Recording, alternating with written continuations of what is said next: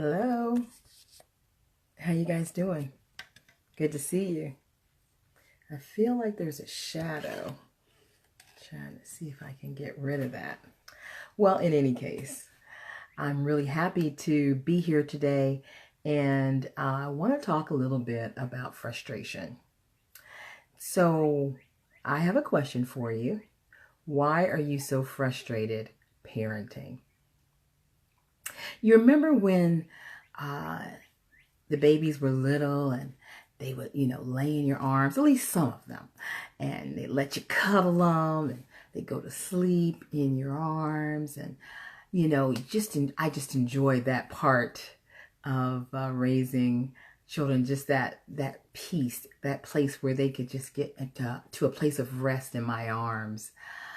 And I was always so frustrated when they started scooching out of my lap. And every time I tried to get them to sit and relax and rest in mommy's arms, they're scooching, they want to get up and get around and go and do things. And then I would say things like, I can't wait till they walk. At least that was with the first one. And then when I figured out what happened when they learned how to walk and how much more work that was for me, I was frustrated again. And then I remember saying, I can't wait till she talks. And finally the words started coming out, and it was so cute and it was precious. And then the words kept coming and they kept coming. And it was like, oh Lord, I am so frustrated. I can't get this child to be quiet. And so I have a lot of experience with frustration, my husband and I having raised 3 children. And so I wanted to talk about that a little bit, because frustration was, in my early years, was way more of my day than it really needed to be. But what I learned is that there are no manuals that come with parenting. And if there were, they'd only work on maybe the first child. Because after that, you have to throw the manual out and then you have to go and get a new one. Good morning, Sarah, because each child is so incredibly, totally different. And so actually what happens is we end up writing the manual on how to raise that child as we go. And that's where I came up with a hashtag I want to start using called Parent Power EDU. Hello, I am Anita Gibson. I am a coach, speaker, educational strategist, and the author of Starfinder. And today I want to talk with you about frustration, especially as a parent. So, no one has a manual. Each child is totally and incredibly unique. And each child is like signing up for a degree, like a PhD. And so, in order to get a PhD, you have to first graduate high school, and then you generally get a bachelor's and then a master's, and then finally you are prepared for the PhD.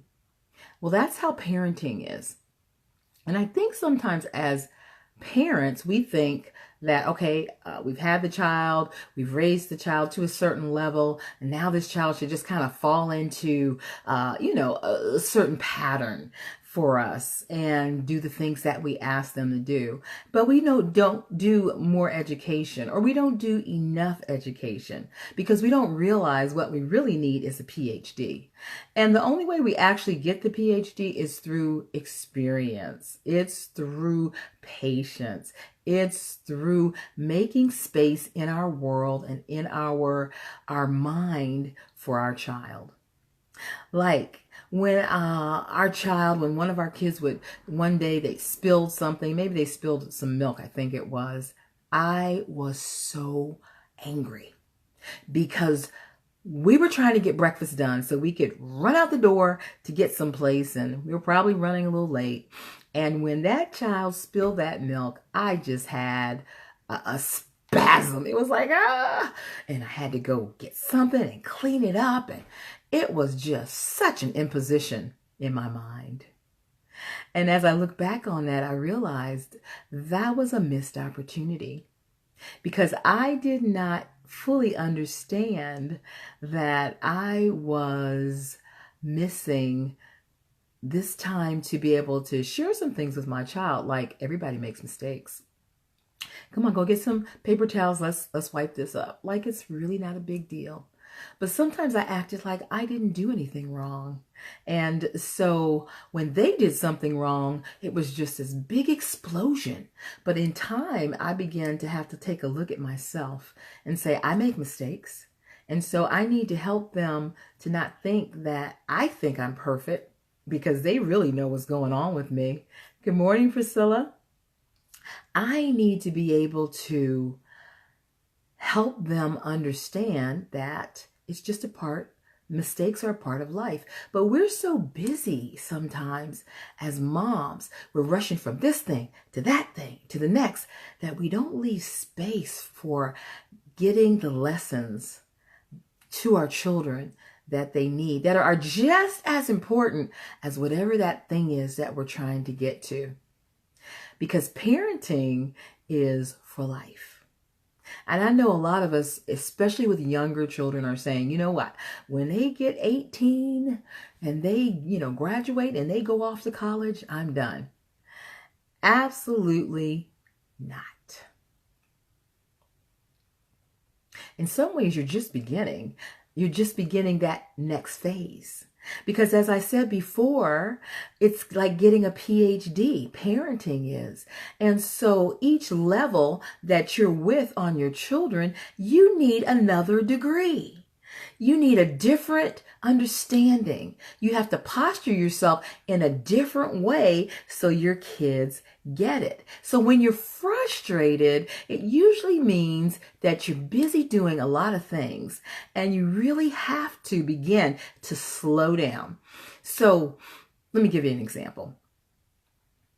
We say yes to a lot because we don't fully understand the total process that it takes to get things done. Moms especially.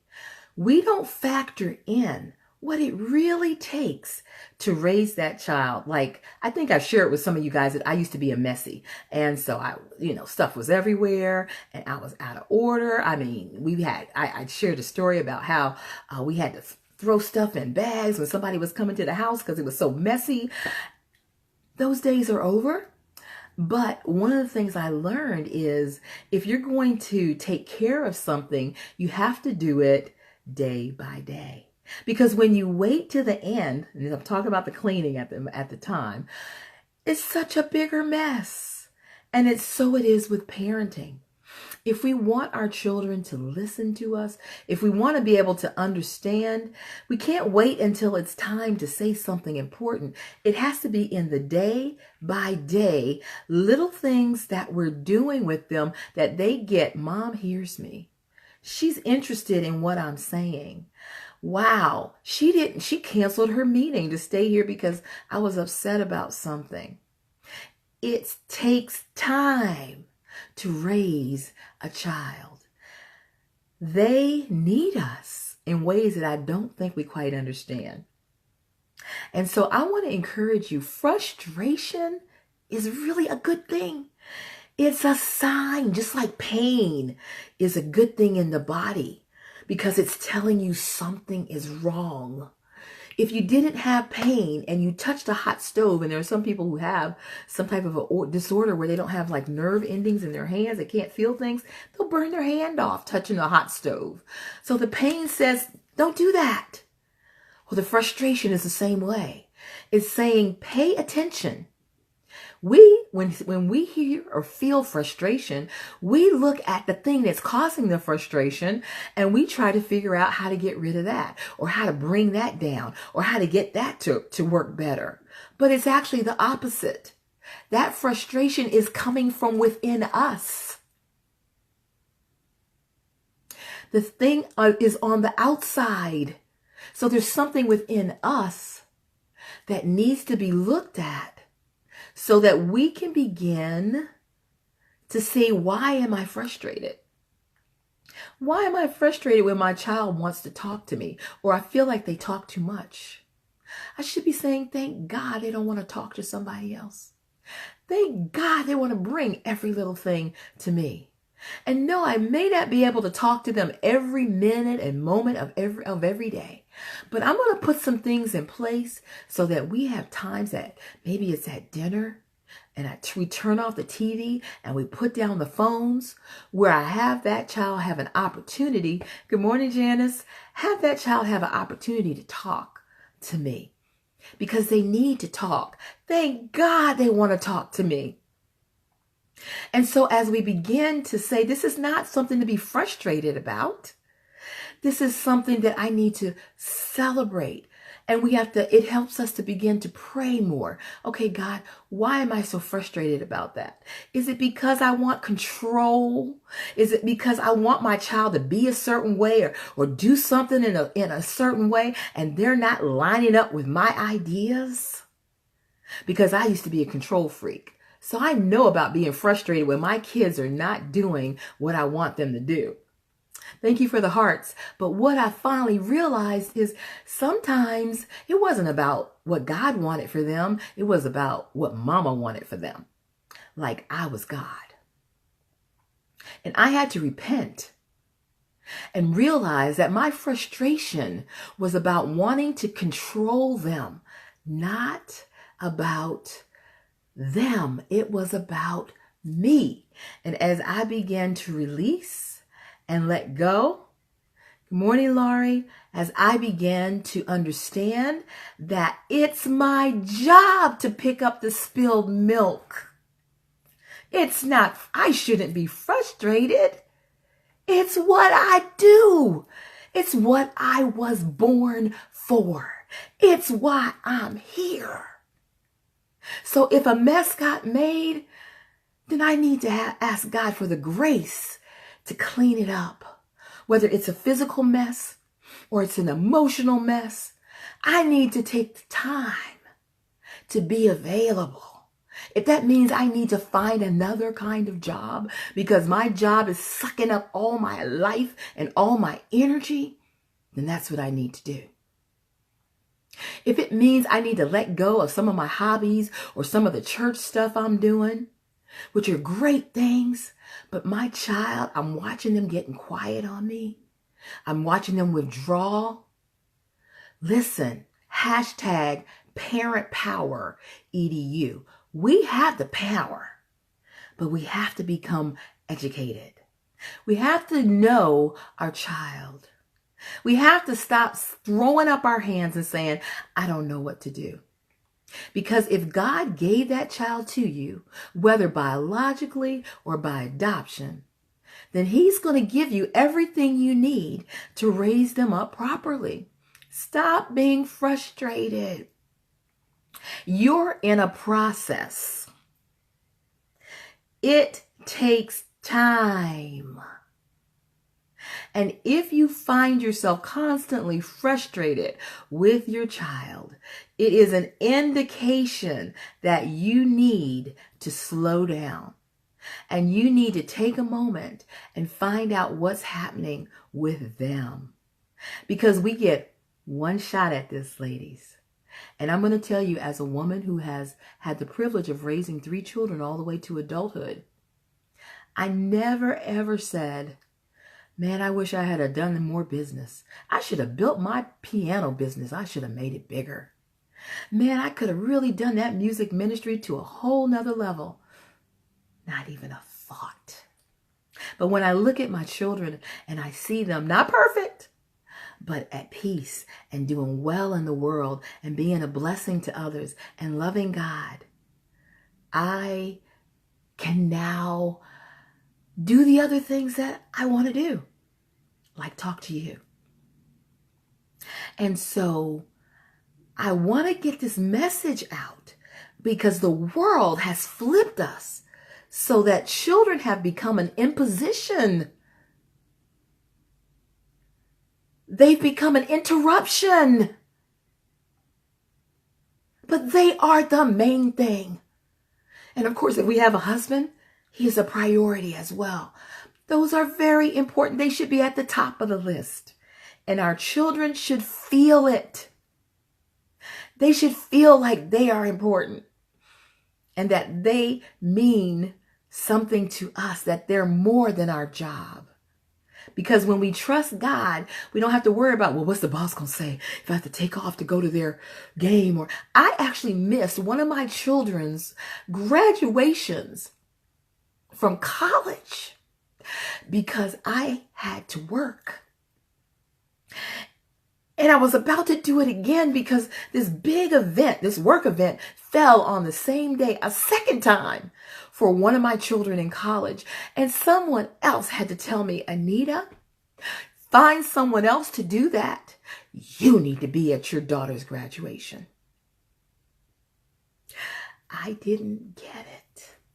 And so I'm here to hope and to help other women get it, to get the fact that our children need us. When my children grew up, I thought, okay, I'm done. I backed off. I backed way too far off. I realized that. And so I had to begin to draw closer because they still needed me. They might not have called me, but it was a little text here. Hey, honey, how you doing? Mommy's praying for you. It was a, hey, let's go out to lunch. It was just let them know that I'm still here. And that's why I said teaching or caring for our children is like getting a PhD. In every season, you need a new degree. And so now I'm in the season of adult children and I'm still learning. And that's why I'm hashtagging Parent Power EDU, because our power is in realizing we must continue to learn. We must continue to grow. We must continue to love. We must continue to give. We must make sure they are our priority because this world is out to destroy them. This world is out to eat them alive. And I am standing here with every mom who has a heart to see her child succeed. I stand with you. I pray that God gives you wisdom today. I pray He gives you grace. I pray He gives you a heart for your child, whether they are 1 or whether they are 40. That even if they're older and maybe your relationship is disjointed, that you would step up and say, I'm going to stand in the breach. I'm going to make a difference. I'm going to show love. I'm going to be Christ. They need us. We are their champions. And if we're not praying for them, my God, who is? If we're not loving them unconditionally, even when they're acting out, even when they're upsetting us, who will? So why are you frustrated? You're frustrated because there's something that God's trying to get to you. And before you lash out and fuss and say anything, I challenge you the next time you're frustrated to say, Lord, what are you saying? And then I want you to ask, and what do you want me to do? All right, guys. This is Anita Gibson, coach, speaker, educational strategist, and the author of Starfinder. Hashtag Parent Power EDU. Love you. Bye. That's it, Janice. Do it. God will bless it. All right. I'm out. Thanks for the hearts.